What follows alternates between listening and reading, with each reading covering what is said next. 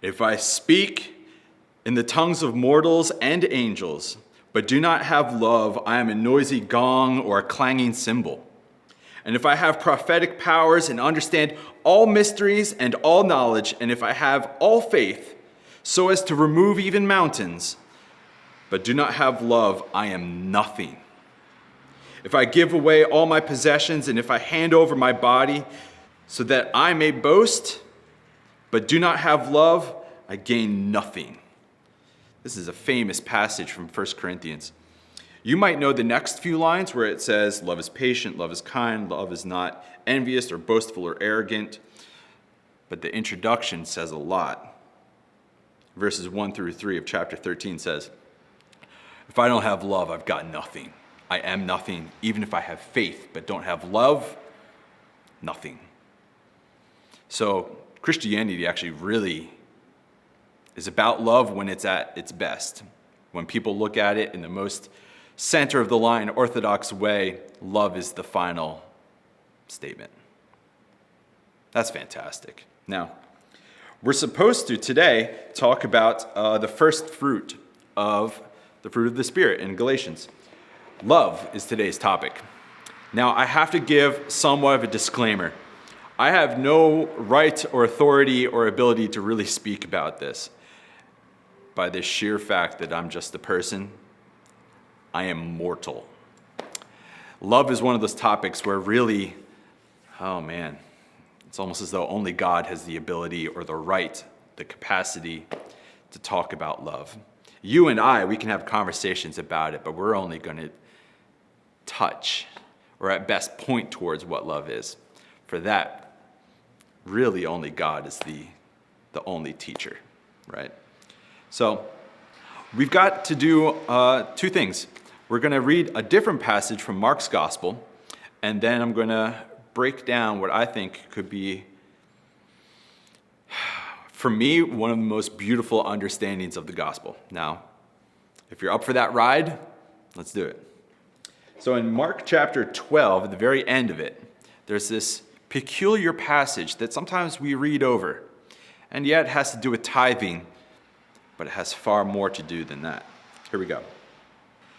As he, Jesus, was sitting opposite the temple treasury, that's a pretty important place, he watched the people dropping their money into the chest, into the offering. Many rich people were putting in large amounts. Presently, there came a poor widow who dropped in 2 tiny coins, together worth a penny.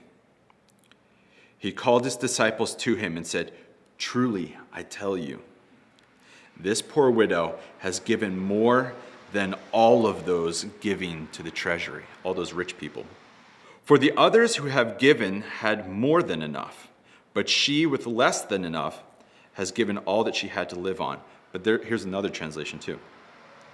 For all of them had contributed out of their abundance, but she, out of her poverty, has put in everything she had, all she had to live on. So let's break that down real quick. A lot of us have this understanding that if we give out of our richness, we can get God's favor, that God will look favorably upon us, whatever. But what's striking to me, and it stands out in this passage, is this woman didn't give her richness. She gave her poverty to God. So what's going on there? Because Jesus says she gave more than all those rich people ever did. Well, and for me, it ties in with this topic of love. It really does. And I really think that this speaks directly to the teenage, but also the adult, and even just the human experience. I can't stress this enough.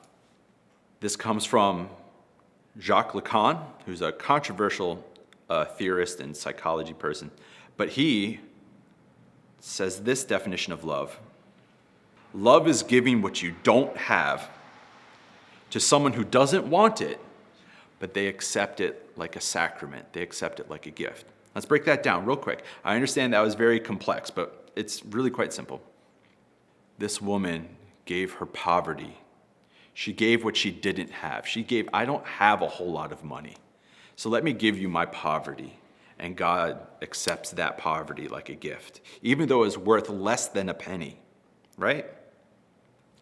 You and I have got the opportunity our whole lives long to give our poverty to each other.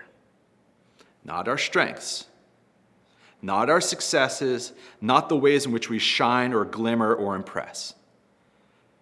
All of us, out of love, can eventually learn how to give our weaknesses, our lack, all the ways that we are insufficient, all the ways that we are subpar. Real Christian love is when someone else offers their subparness and we accept it like it's a sacrament, like it's the Eucharist, like it's communion. And then I realized that's what God's always done. So Jacques Lacan, he wasn't really onto anything new.